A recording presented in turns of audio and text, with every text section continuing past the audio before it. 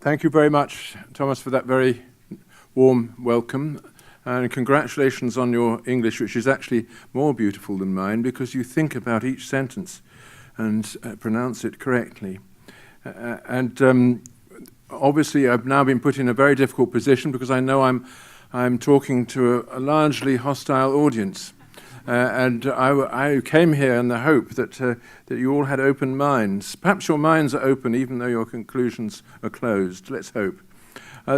Thomas just raised the question, which has apparently been discussed here, of what it is to be a European. I gather my friend Fritz Bolkestein has said that he counts himself as a European because he was born in a European Union country. And that is a remarkable definition. I count myself as a European, first of all because I was born in a European country, not a European Union country, because it wasn't part of it then. But much more importantly, because I am heir to the Christian faith, the Roman law, and the civilization of Europe, embodied in its institutions, its universities, and above all in its parliaments and its political procedures, which to me is the most important fact of my own upbringing. And I think my country embodies those traditions, those European traditions, as well as any other country in Europe, and has done perhaps more than any other country in Europe to defend them. So inevitably, therefore, I don't think that whatever it is that makes the people of Britain want to move away from the European Union, whatever it is really a proof that they're not European. On the contrary, I think many British people, certainly of my persuasion, would say that it's precisely our nature as Europeans that makes us move in the direction that we're moving, that we become doubtful about the European Union because it does not represent Europe. It does not represent the Europe that we know and love and which made us the civilized things that we are, or at least some of us. So let me just say why I think the British people feel so doubtful about the European Union. And I think there are three big reasons which are not often put into discussion, but which perhaps ought to be known by people in this room. The first is the post-war situation. We, the British, had successfully defended our sovereignty against Nazi aggression and had not been occupied. All other nations, save Spain, Portugal and Sweden, which maintained a kind of neutrality, had suffered defeat and or occupation. This means there's an enormous difference in the underlying psyche of the British people, in particular of my parents' generation, who had fought that war, protected our country, came away from that war with a sense of having achieved what they set out to do, which was to protect our freedom, independence and sovereignty from a major threat to which other countries had succumbed. And I think this means that we start from a different premise, the premise that we have earned our freedom, we've defended our freedom, and in doing so, defended Europe, the European values, against the most recent attempt to submerge them, which was the attempt of the Nazis. Of course, then there was the attempt of the communists, which is another question coming later for most of us. So the motives for us, British people, to sovereignty, to a transnational body politic, were inevitably different, even if they existed at all. They weren't the same motives as the Germans had or the French had, who had survived occupation and the enmity between them and wanted a new kind of reconciliation. We didn't need that reconciliation because we'd never been forced to have it thrust upon us. So our parents asked the question, was the fight worth it just to give in, just to surrender that thing that we had spent our lives and fortunes on defending? And I think that question has always been in the back of the minds of the British people as one reason why they've been sceptical about attempts to take national sovereignty away. So that's the first big reason that the British are sceptical. The second big reason is that our country has enjoyed a different kind of government and a different kind of law from the rest of Europe. The rest of the Europe has largely, not all of it, but most of it has undergone the great transformation inflicted upon it by Napoleon, and the imposition upon the nations of Europe of external sovereignty, written constitutions, and the Napoleonic jurisdiction, the Code Napoleon. Your country used to have a beautiful system of law, Roman Dutch law, which survives in the modern world, but only in the places which were part of the British Empire, because we stole them from you. That's to say, Zimbabwe used to be Rhodesia, and South Africa. Forget about that. The fact is that the Netherlands are governed by a Napoleonic-style jurisdiction in which law is imposed upon people from above by the decisions of the legislature and works down into the capillaries of society. In my country, law is not largely, or wasn't largely, imposed from above, but was created in the courts. And indeed, to say that it was created is already to beg an important question. The British people regarded the courts of law, courts of the common law as it's called, as discovering the law. You take your dispute to a judge and the conflict that is really troubling you, you put it before that judge, and if he is impartial and proceeds according to the principles of natural justice, as they're called, then he will discover the legal solution, even if nobody has ever said it before. Parliament then has the business of ratifying this if it comes before Parliament, but much of our law has never come before Parliament. This is an extraordinary fact, that we have built up a legal system from below, from the resolution of the conflicts that occur between ordinary people, and only now and then with the intervention of the legislature imposing laws from above. You can understand this if you contrast the law of product liability in English law with the laws, all the laws and regulations about product liability which have been created by the European Commission and the European Court of Justice.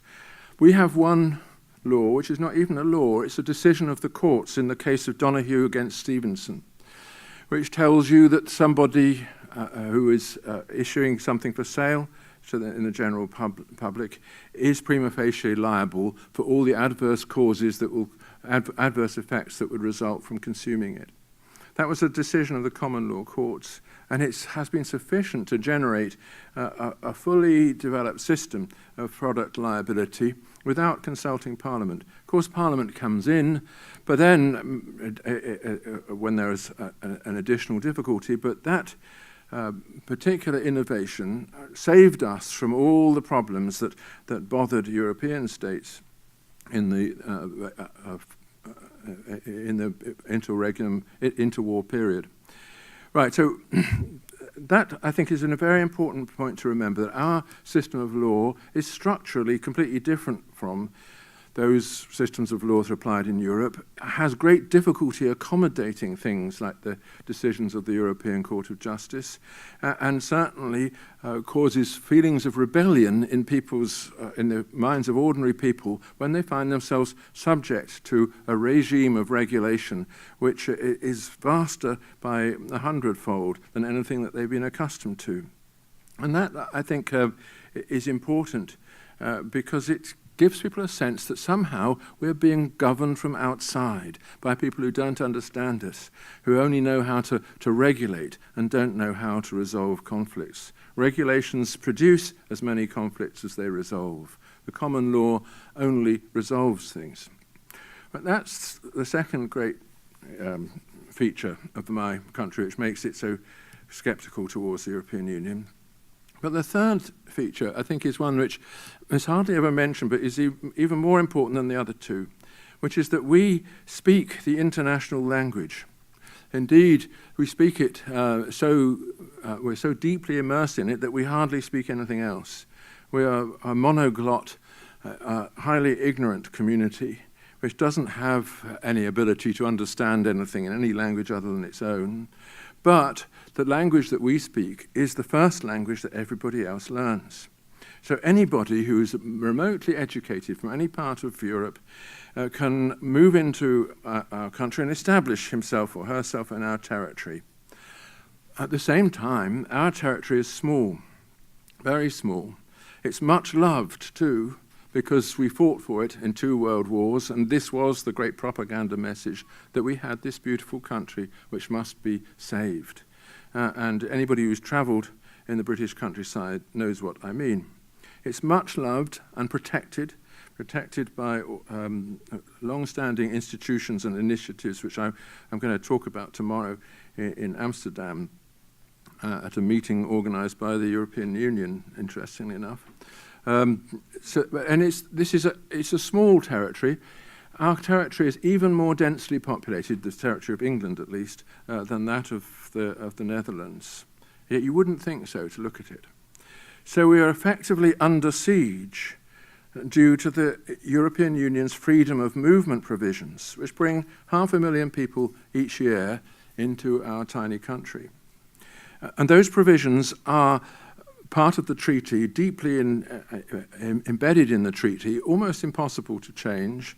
And they are the things which are most objectionable to the British, who see that they have lost control of their borders and are now hosts to a vast number of people from the former communist countries in Eastern Europe who compete for jobs, of course, and most of all compete for houses and are, in effect, causing an enormous housing crisis which we don't know how to resolve. So, again, this goes back to the first big reason, the fact that we defended our sovereignty in a time of great emergency. And people ask themselves, how can there be such a thing as national sovereignty if you have lost the right to control your borders? If you can't exclude those whom you don't want in the country or invite or give special privileges to those whom you do. So those 3 great features of my country's position, which are not duplicated elsewhere in Europe, are the real underlying cause as to why British people feel so dissatisfied. You may object to them feeling dissatisfied these grounds. You may think that this is primitive or in some way involves the kind of nationalistic consciousness from which the rest of the world has released itself. But I think that it probably is not really fair, because these feelings come from a deep sense of a political order that has endured for 1,000 years. We are not nationalists, as is proved by the fact that we don't have a single nation. There are 4 nations wrapped together in the United Kingdom, none of which, except possibly the Scots, have recently expressed their national feelings in belligerent terms, all of whom think that they share this great political tradition and the land in which it has established itself, and they share also the law that I was referring to. We have to add to those 3 facts 2 very basic observations. First, the European Union has, in its enthusiasm for dissolving borders, left itself unprotected against mass migrations. German guilt feelings, of course, make this worse, and there's no point in hiding from the fact that we're all extremely worried about what is going to be the consequences of Angela Merkel's gestures in recent weeks. Is there no limit to the people that we're going to welcome? And if so, are we forced to accept, however crowded we are, however few resources we have to offer, are we forced to accept a complete transfer of populations into a country which has fought to protect itself from just that very thing, from the Lebensraum ambitions of its neighbours? Are we to ignore factors like knowledge, religion, adaptability, culture in incorporating new communities in our midst? That's a huge question that the European Union has fudged and forbidden us, in fact, in many ways from discussing. The second observation is that to be governed by a treaty is to put yourself in a situation where you can't adapt to change. each nation can localize its problems and solve them or adapt to them if it can take legislative initiatives on its own. And that's the normal way in which countries face their problems, try to adapt to changing circumstances and to go on into the future. They pass laws or create institutions, initiate discussions which enable them to take a decision for themselves. But if they can't take that decision, how are they going to adapt? The treaty needs the signature of all its members to change in any very basic respect. But it was a treaty signed over 50 years ago by people who are dead in a situation that has vanished. Why should we be still governed by that rather than by our own decisions taken in our own parliaments, according to our own sense of what our problems are? Surely this is irrational. When Lenin imposed communism on the what became the Soviet Union, he destroyed all the institutions in which opposition could take shape, not just the parliamentary institutions, but the legal institutions too, abolishing the courts and the legal profession and all the rest, so that there was no reverse gear. And the Soviet Union went on for 70 years until it finally met the brick wall which had been there all along. Building a political order without a reverse gear or without an ability to change in accordance with the needs of the moment is the greatest political mistake. It's the mistake of making a political order which won't recognize mistakes.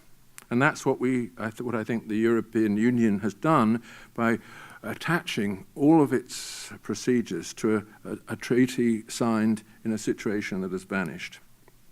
So out of this, there has arisen a strong sense that there's not just a democratic deficit in the European process, which many countries admit that there is, but a deficit of legitimacy in the whole thing.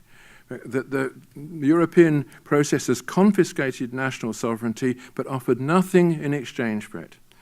And now, of course, here people give lots of economic arguments, and of course they're very complicated economic arguments, to which I give two replies before stopping, because I know that you won't accept anything that I've said so far, so I might as well get the whole lot down so you can have some more things not to accept.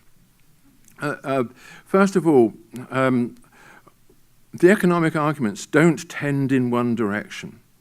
A customs union, of course, amplifies trade and therefore prosperity, but the European Union regime of regulations cuts against that, giving a competitive edge to countries on the Pacific Rim and controlling hours of work and conditions of labour in ways that make the European Union nations uncompetitive in the modern global economy. Now, these matters are complex, and I've discovered that no expert agrees with any other. The evidence of history, in my view, is that all economists are self-appointed authorities and that all their judgments are wrong. But, that's only my view. The second reply to this is that the argument is not about economics anyway. It's about identity. Who are we? Imagine persuading people to share their house and their land with a family whose manners and values they cannot accept, on the grounds that they will be twice as wealthy if they do so.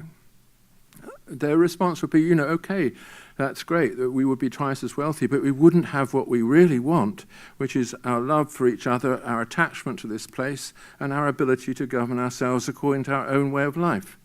And that seems a perfectly reasonable response.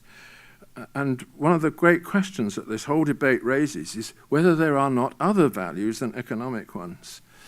In the world in which we live, politicians, as soon as they're given a question to answer, they collapse the question into economics, say we'll be worse off if we do this, better off if we do that, and so on.